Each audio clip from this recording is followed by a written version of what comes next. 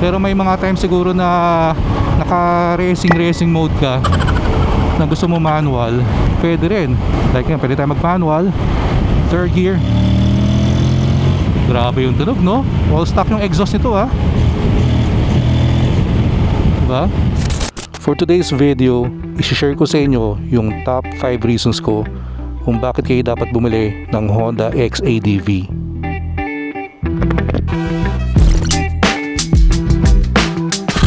Alright, so we're on our way to Honda Big Bike Parañaque. Ang dami kasi natin nakuha ang request to do a follow-up content kay XADV, kaya yun ang gagawin natin today. And recently, na-test ride din natin yung Yamaha T-Max and review natin in comparison kay XADV. So ito naman yung counterpart video nun. So we will be reviewing the XADV. I will be sharing kung ano yung top 5 na gusto ko dun sa maxi scooter na yun, para hopefully matulungan mag-decide yung mga namimili between the Honda XADV and Yamaha T-Max. Alright, so we are here, Honda Big Bike Parañaque, and ito na si XADV, naka-ready na. Alright, tara, pasok na tayo. Grabe itong bagong Giorno Plus, oh. Ito yung gusto kong kulay, beige. Alright, sa mga naghanap ng Giorno Plus, meron sila dito. Cash price is 105,750, and may black ADV 160 rin, same lang sa atin. Ganda. Sir Reg, good afternoon. Alright, so naka-ready na XADV. So we'll talk about the top 5 things na gusto ko dito sa maxi scooter na to. Sir Josh, Sir Reg. So the last time pala hindi ko napakita sa inyo kung paano ina-adjust tong windscreen nito. So pakita ko ngayon, very quick. Kasi nga doon sa T-Max, di ba, kailangan nyo pang i-unscrew dito. Medyo tedious. Dito, pull nyo lang to, then hilahin nyo lang to, ayun na. Pwede nyo lang ibaba or itaas. Since the last time nakataas to, i-try naman natin nakababa. Yan, para ma-feel natin yung experience. Kasi like sa ADV 160 natin, nakababa rin yun, di ba? Or nung may ganito pa akong windshield, binababa ko rin. And ngayon, naka-sporty windshield na tayo. So standard muna tayo. Again, pag standard, power is 2 out of 3. Kita nyo yung mga bilog-bilog na yan. Pwede nyo i-customize yan. So for standard, nasa mid power, mid na engine braking, traction control, mid rin, 2 out of 3. ABS, front and rear. Alright, let's go. Na-miss ko kaagad yung feels, pag nakaupo sa XADV.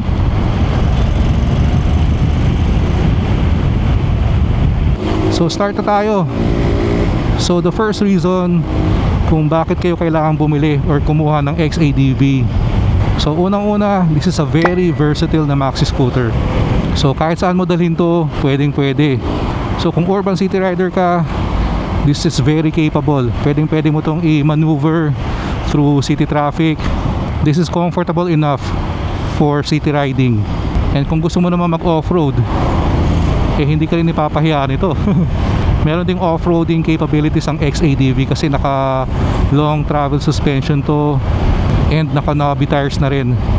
And kita nyo rin pala, adjustable tong windscreen. So kung city riding ka lang, pwede mong ibaba for a more sporty look and ride. Kung long ride ka naman na mahaba ang biyahe sa expressway, pwede mong itaas tong windscreen. So going sa next sa list would be yung comfort nitong maxi scooter na to. And again, isa to sa pinaka-komportabling motorcycle na nasakyan natin. Pero biro, real talk. This one has a seat height of 820mm. Same seat height to ng Z9 ko on paper. Pero pakiramdam ko mas mataas ng konti. Ayun, 1 foot down, tiptoe. Kasi malapad yung upuan. Kung dalawang paa, kaya naman tiptoe din. Pero ako, okay ako sa ganun na malapad yung upuan. Kasi again, it's very comfortable. I can only imagine sa long ride, wala kang kapagod-pagod dito. Hindi mahangala yung puwet mo. Nagulat ako sa weight nitong maxi scooter na to. Kasi on paper, this is 237 kilograms. Yung Z9 natin is 212 kilograms. So merong around 25 kilograms sa difference. Mabigat yun, Pero for me, mas magaan tong XADV dalhin. Pero biro, again, no steer. Kakagamit ko lang ng Z9 nung isang araw. Probably it has something to do sa center of gravity nitong maxi scooter na to, Honda engineering, pero again napakagaan dalhin nitong Honda XADV. Alright, Expressway Gaming, sana basahin. Alright, and add ko lang din pala doon sa comfort is itong handlebar, mas mataas siya than the usual handlebar height, and for me tamang tama. I'm 5'8", tingnan mo yung arms ko, very relaxed. Definitely mas mataas tong handlebar na to sa ADV 160 ko and doon sa T-Max na na-test ride natin recently. This is more comfortable no? Yung handlebar niya is pang adventure bike. So moving on sa third reason, DCT or dual clutch transmission. Because of the DCT, it gives the Honda XADV very very smooth gear changing. Yan ang maganda dito, pwede ka rin mag manual kung gusto mo. So merong plus minus dito, like right now we're at 5th gear. Kung gusto kong magbawas, ayun 4th gear, pwedeng pwede. 3rd gear. So di ba, kung gusto mong overtake or paahon yung daan and feeling mo you need more power, pwede mo siyang i-manually downshift. Syempre masarap naman na automatic, di ba? Para relax ka lang, chill. Pero may mga times siguro na naka-racing mode ka na gusto mo manual, pwede rin. Like yan, pwede tayo mag-manual. 3rd gear. Grabe yung tunog, no? All stock yung exhaust nito, ha? Diba? Ito yung minus dito. Dito naman yung plus. So bawas sa ilalim, dagdag dito sa taas. So 3rd gear, dagdag tayo 4th gear, 5th gear. Pero balik na natin ang automatic para mas chill yung ride natin. Gustong gusto ko yung tunog nito. So speaking of yung tunog na rin, going sa 4th reason is yung reliable engine nitong Honda XADV. So sabi nga, diba, there's no replacement for displacement. And the Honda XADV, this one has a 745cc displacement, while the Yamaha T-Max 562cc. Although for me naman, anything higher than 400cc, goods na yun eh. Pero at 745cc, iba pa rin talaga yung you have that power at your disposal kung kailangan. Alright, sana basahin. Binasa kanina. Alright. So kahit naka-standard lang kayo guys, tumatalon to. Pero later on, pabalik, ano na tayo nun, mag-sport tayo. Kaya sabi ko nga, yung standard mode, yung power nito is hindi full power, 2 out of 3 pa lang. So probably around 60-70% power. So sport mode, 100% full power na. Ito, city riding, Alabang area na tayo, festival mall. Parang scooter lang ang dala ko eh. Parang sa ADV 160 lang, na mas mataas lang, oh. Very agile, nimble. Alright, daan tayo dito. Scenic view. Ito yung favorite part ko ng Alabang. Hanap lang tayo ng good spot before ko i-share sa inyo yung 5th na gusto ko dito. Ang maganda rin dito sa merong neutral and drive, diba? Kung gusto mong nakahinto ka lang, gusto mong magbaba ng side stand, pwede ko siyang in-neutral. I can put down the side stand nang hindi namamatay itong makina. And kita nyo rin dito, merong symbol na naka-side stand tayo. Alright, so going sa 5th reason kung bakit ka dapat kumuha nitong XADV is yung modern tech. So this maxi scooter has 5 riding modes. So unahin na natin sa standard. By the way, dito pala nagpapalit ng modes dito. Itong mode. So standard mode, kita nyo yung letter P, that's power, 2 out of 3. EB's engine braking, 2 out of 3. Yung D, ano yun? It's either drive, automatic or manual lang yun. So naka-drive tayo ngayon. Then T is traction control, 2 out of 3. And lastly, ABS, front and rear. So palitan natin yung mode. So pag rain, kita nyo nagbago. Sa rain mode, ito na yung may least power. Power is 1 out of 3 na lang, ayun o. Engine braking same, 1 out of 3 na lang din. Pero traction control, full, 3 out of 3. and ABS front and rear. So kung medyo beginner rider ka, pwede ka mag rain mode muna hanggang sa magamay mo yung power, yung weight, yung handling nitong maxi scooter na to. So next naman would be gravel. So kita nyo sa gravel, power is full, 3 out of 3. Engine braking is 3 out of 3. Traction dito, yun, mahina lang. Least traction, 1 out of 3 lang. And yung ABS nya, likod lang. Oh, alright, so if you're doing off-roading, ito yung dapat mong gamitin na riding mode, gravel. And ito maganda dito, may user na riding mode. Ikaw nang bahalang mag-tweak dito. Gusto mo maximum power, maximum engine braking, maximum traction, ABS, ikaw nang bahala. Yun ang maganda dito, very very customizable yung ride. Usually sa ibang bikes, maka-customize mo yung power, for some yung even yung traction, pero engine braking, di ba? Ito pala yung nakita kong pwede mong i-tweak yung lakas or yung power ng engine braking.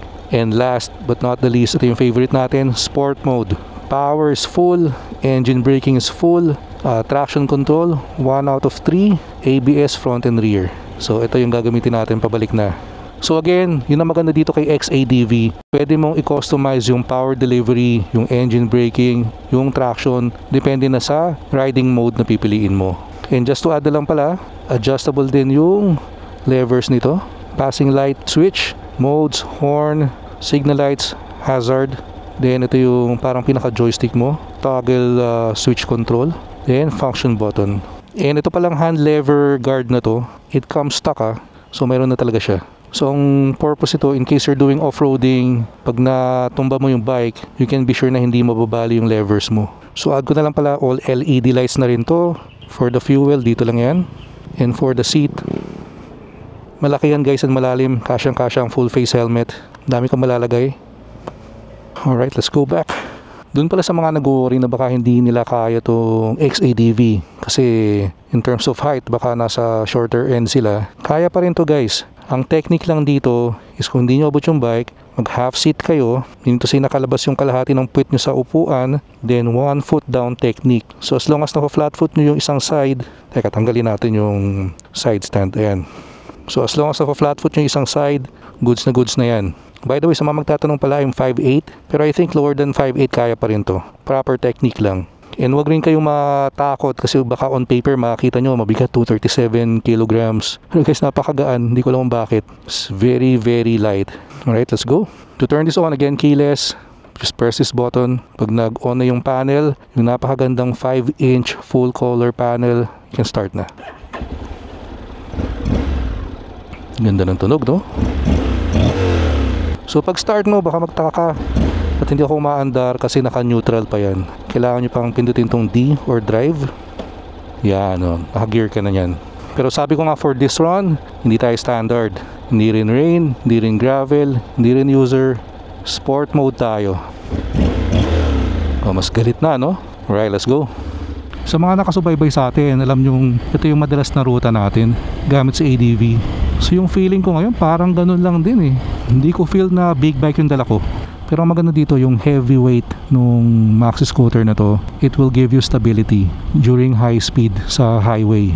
Alright, tunnel tayo guys.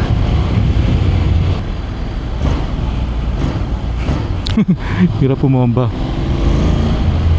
Nung yung T-Max kasi ang gamit ko, mabilis lang siya umabot ng 100. So power wise okay din naman dun. Problema pag nasa 100 plus na highway, malakas na yung hangin, parang mas confident ako dito sa XADV.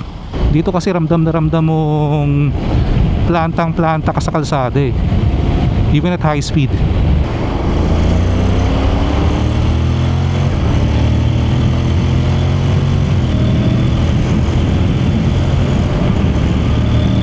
So kita nyo naman yung power very effortless. And ang lakas ng hangin dito sa flyover, pero you feel very stable.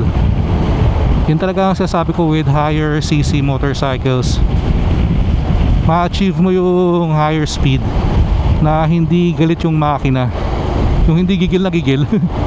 Kasi with the lower cc bikes, kakayanin pa rin naman yung high speed. Kaso syempre mas matagal dumating doon, and sometimes narinig mo yung makina, galit na, vibrate na ng todo yung motor mo.